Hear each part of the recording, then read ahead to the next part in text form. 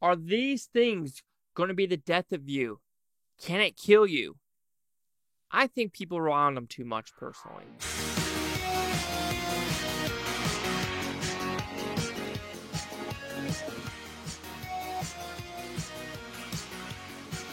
for talking with the Blue Futon, reviewing Unlocked. So what is this about? This is a movie on Netflix from South Korea. It's about a girl. She got drunk, a little too drinky one night. She drops the phone on the bus, and what do you know?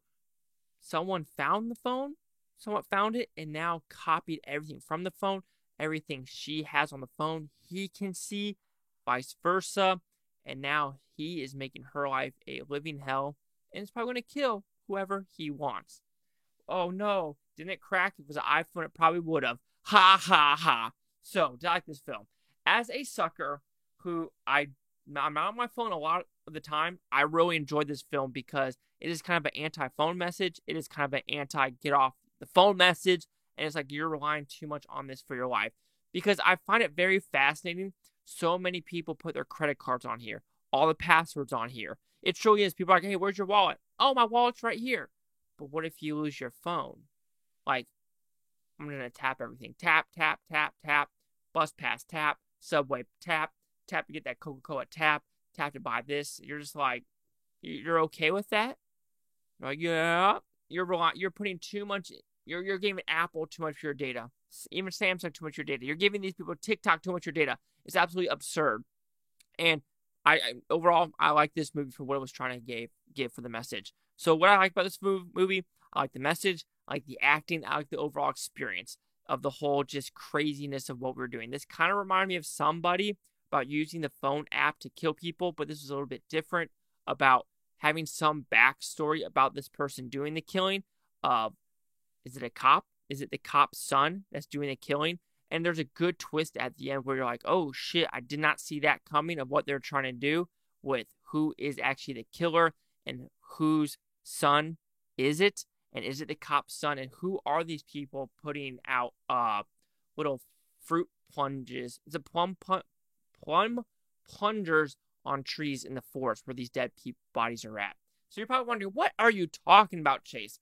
Yes, I know I'm a little bit being crazy right now. I'm a little crazy in the membrane. But when we talk about this movie, I think the story is strong with trying to add the two different elements to it of the cop storyline, trying to catch this killer and who this killer might be, as well as this woman who's trying to live her life but realizing she's losing contact with her dad, losing contact with her friends, losing contact with her boss because, you know, she's doing nothing on the phone, but someone is. And when talking about this, just listen to your parents. If your parents are trying to look out for you, and you know they have the sixth sense of like, yeah, that person's a creep, I don't know if you want to be around that person. So the movie technically is great looking. There's a great shot about these people on the phones, and it's like an overview of the shadows, and most of the shadows is on people on phones, and you're just like, yep, that's just today's society.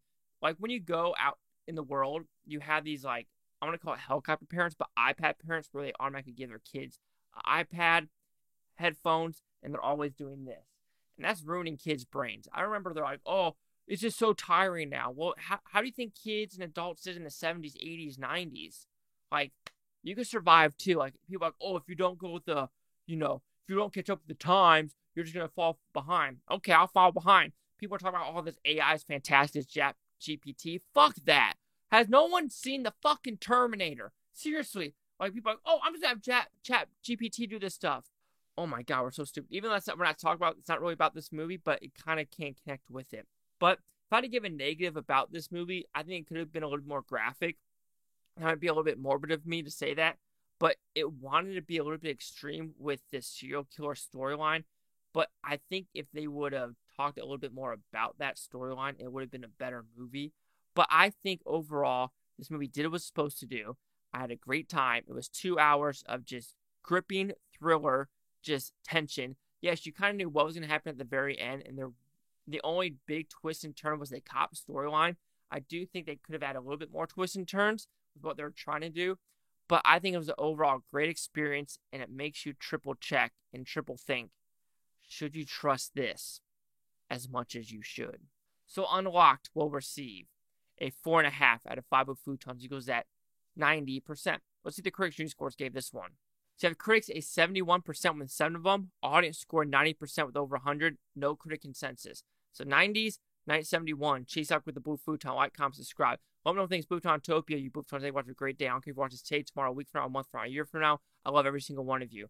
And are you one of those people that just are too much on your phone? If you are, get off your phone. Seriously. Like, just how many times do you have to scroll through TikTok or Instagram or Facebook or Twitter? It's not that important. What's important is what's behind the screen. And that is the world.